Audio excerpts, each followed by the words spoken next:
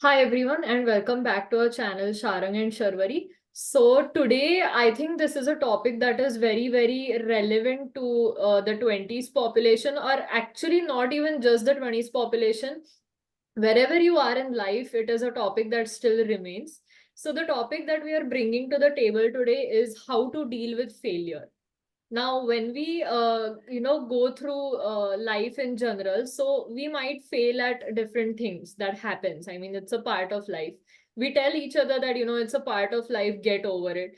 But the question that we're going to answer today is, how do we exactly get over it?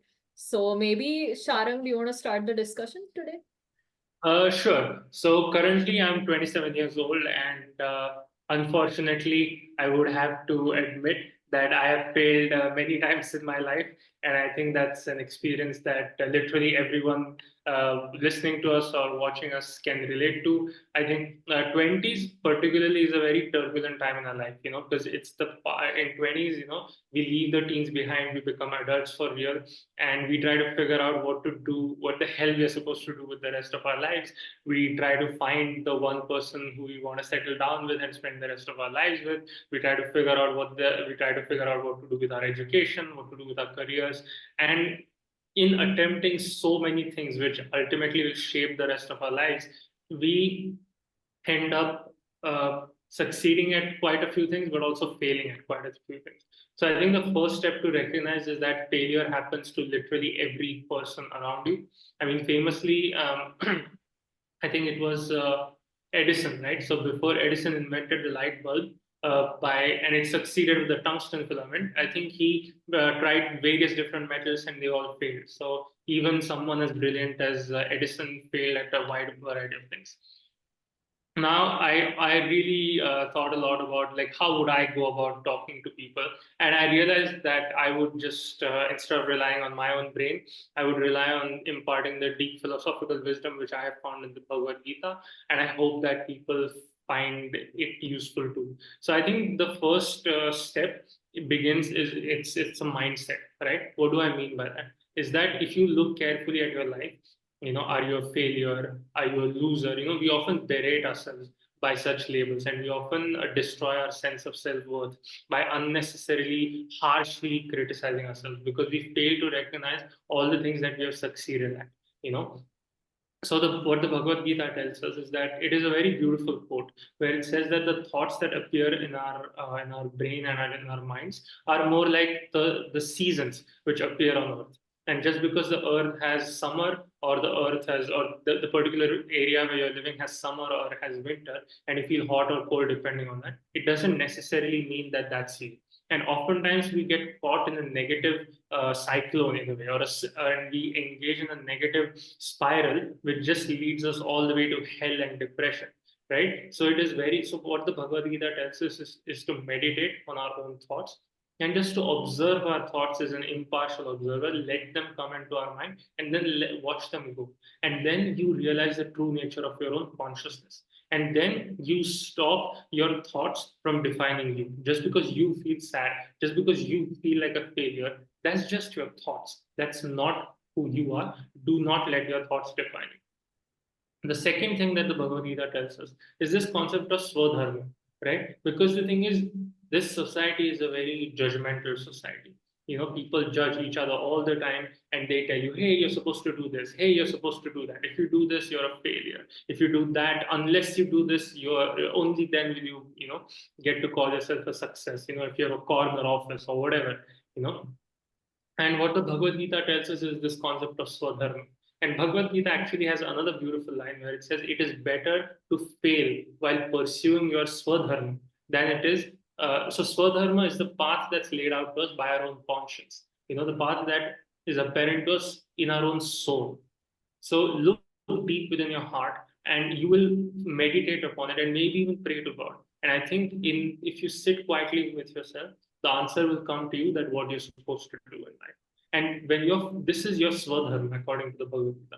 And even if you're walking on this path, if you fail on it, Bhagavad Gita says it's better to fail on this path because it is your path rather than succeed walking someone else's path. You know, and finally, let's say you encounter stumbling blocks. So this is one of the most beautiful phrases of the Bhagavad Gita shlok, and I think it's pretty common in India as well. And it goes something like Karmanye Vadhikaraste Ma Phaleshu Kadachana Ma Karma Phale Hetur Bhurmaste Sangostvam Karmani. And it basically translates to is that you have to do your duty with a sense of detachment, because regardless of whether you succeed or fail, you are not entitled to the results of your actions. You are only supposed to do your duty without being attached to the fruits of your actions. And this is again such a very deep thing, because we are like, oh my God, I have to get this, I have to get this, I have to get this. If I don't get this, then who the hell am I? I'm just a loser.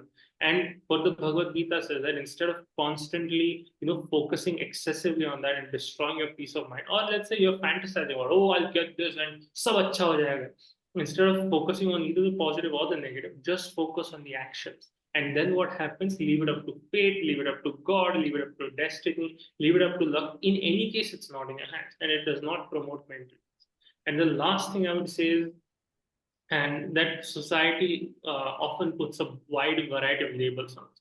And if you continue to let other people define you, then you will never ever be able to write your own story in life.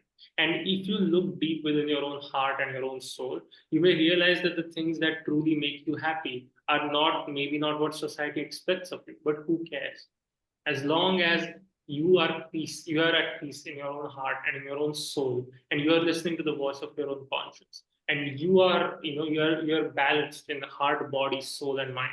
That's all that matters. And with this, I would like to conclude my piece on it, and I would love to hear your take, Sharvari, on how to deal with it. Sure. So what actually you said makes a lot of sense. And as you were talking, I just realized something. So I am a huge fan of Apple, and I'm also a huge fan of Steve Jobs because I've read his book and I've also, seen his story or read his story in intense depth.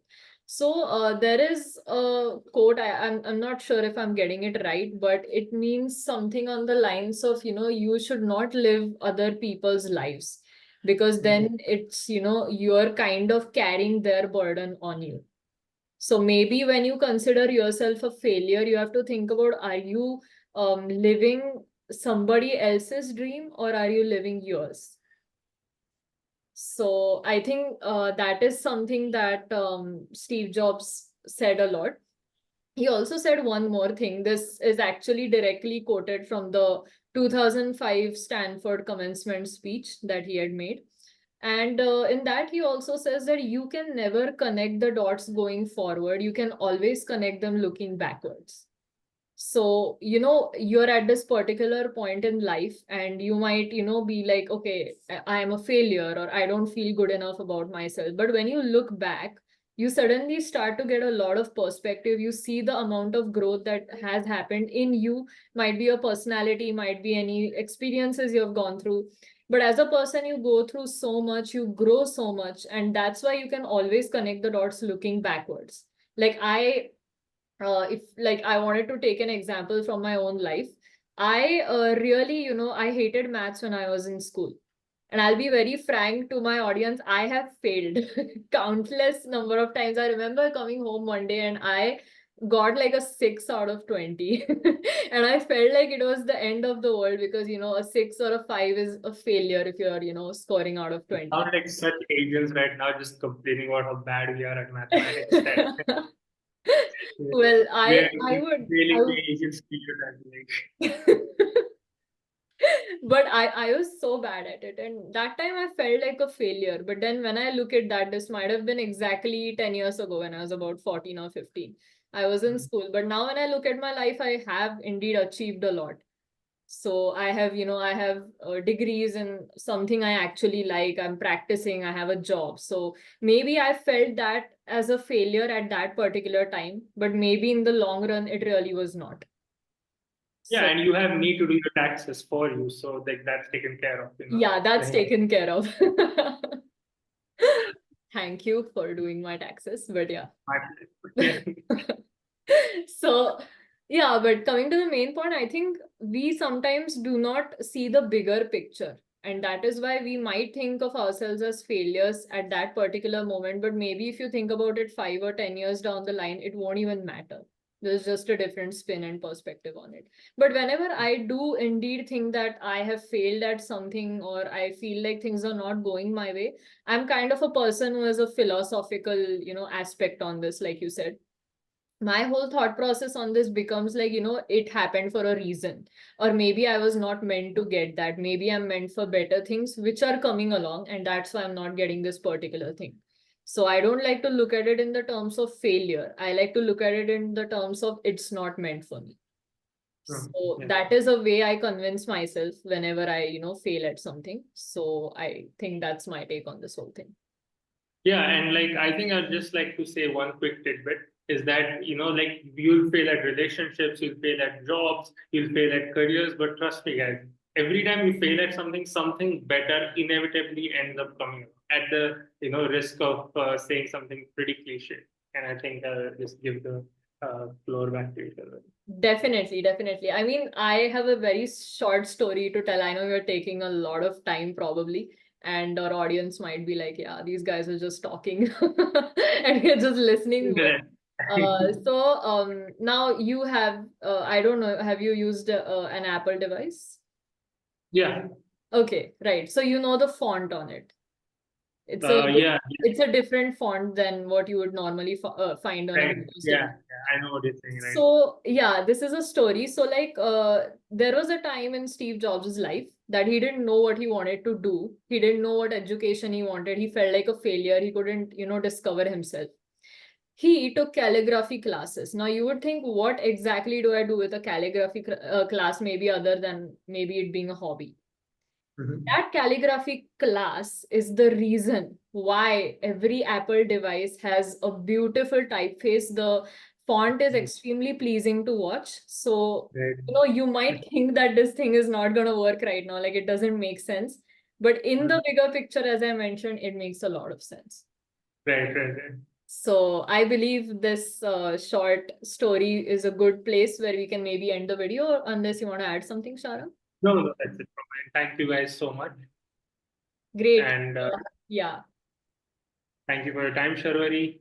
Please, guys, let us know what you think about success and failure. Maybe if it's not too personal question, you guys can let us know something important that you guys failed at and how you recovered from that. Let us know what you think about what we said. Whether you agree with us, you disagree with us, you have your own unique take. It's been crazy to see that we got to 50 or 60 subscribers even in just like 30 days. And I'm so happy and so grateful for all the love that you guys have showered on us. And yeah, it's been a wild, crazy ride, and it could not have happened without you, Sharwari. So thank you so much. And yeah, as always, guys, I noticed that around 90% of the people who watch our videos won't subscribe. So please, please, please subscribe to our videos and continue to share. And thank you so much for your time, Sharwari. Thank you. I was going to mention the same thing, that thanks a lot for 50 subscribers. Thank you, Sharang, for your amazing contributions to the channel and us putting out videos together. We started this because we loved it, but I think everyone's relating to the content a lot. So do definitely like, share, and subscribe. And I think we should end this video now. Yeah, perfect. Thank you. Thanks, everyone. Good day.